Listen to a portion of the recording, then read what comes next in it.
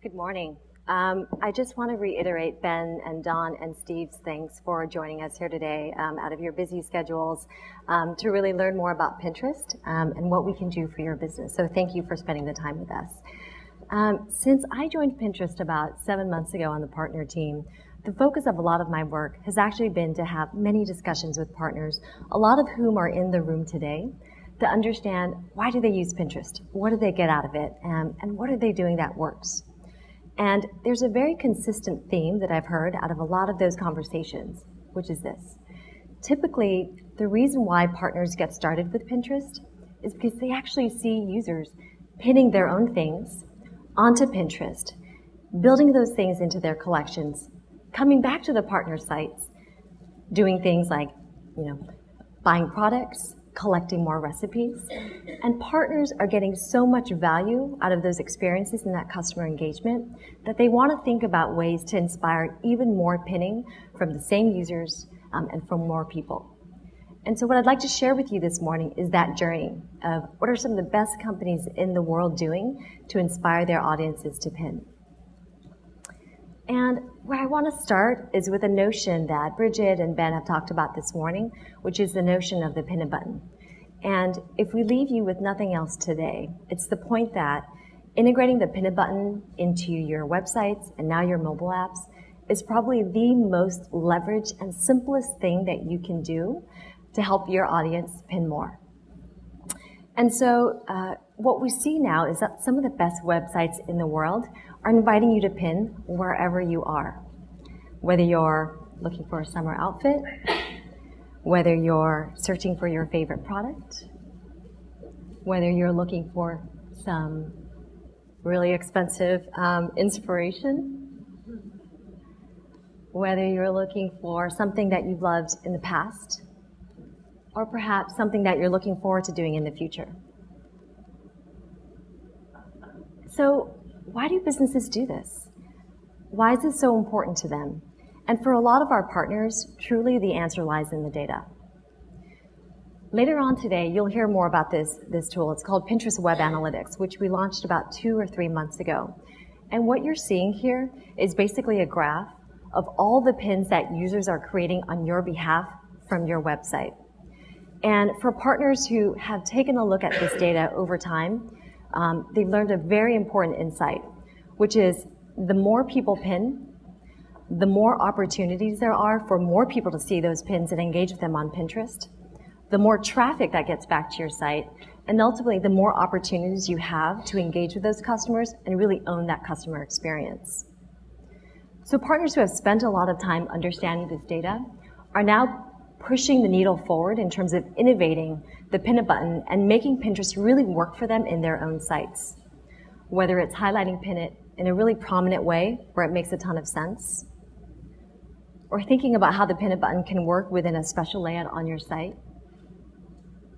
or in some cases where you have multiple properties that have a ton of really awesome, engaging, pinnable content, making sure that whether it's on your product pages, on your community sites, or on your blogs, that customers have a way to collect that, to pin it, and share it into their own collections.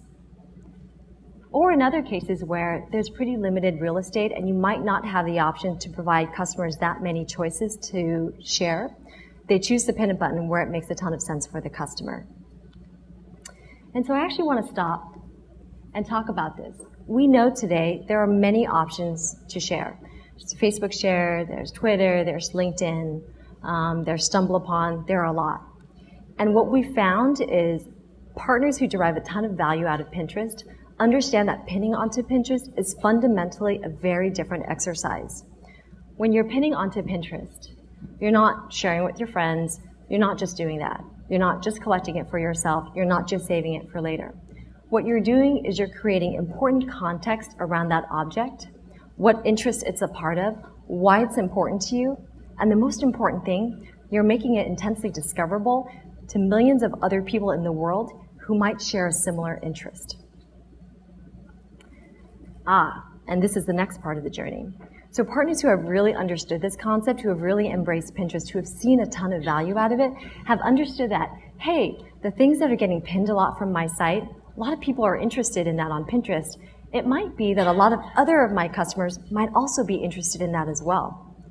And so what they've done is they're now dedicating really expensive parts of real estate on their own sites to highlight these top pinned items with the hopes that these items will also resonate with more of their customers.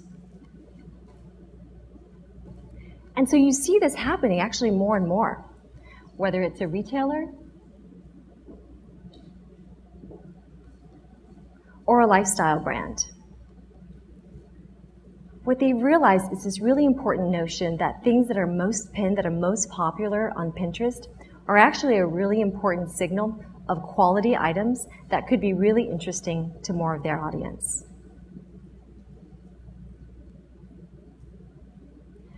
And so partners are now taking even greater steps to get the word out about their top pinned items. So this is one of my favorite examples where this is an email from a retailer called Mothcloth, where they've said, hey, these are our top pinned items. Come check them out on our website.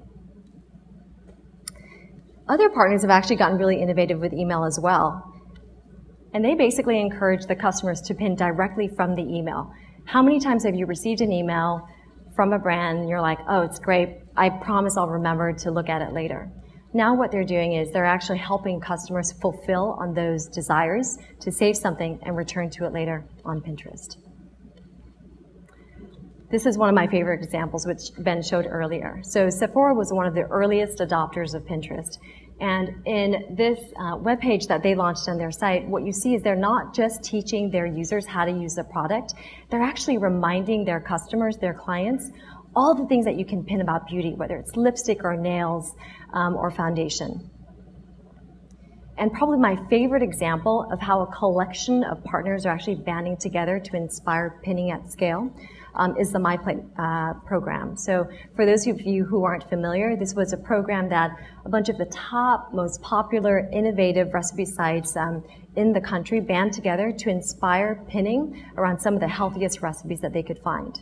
And so what they did was on their own web properties, they highlighted these recipes that were healthy, encouraged users to create their own collections of healthy recipes.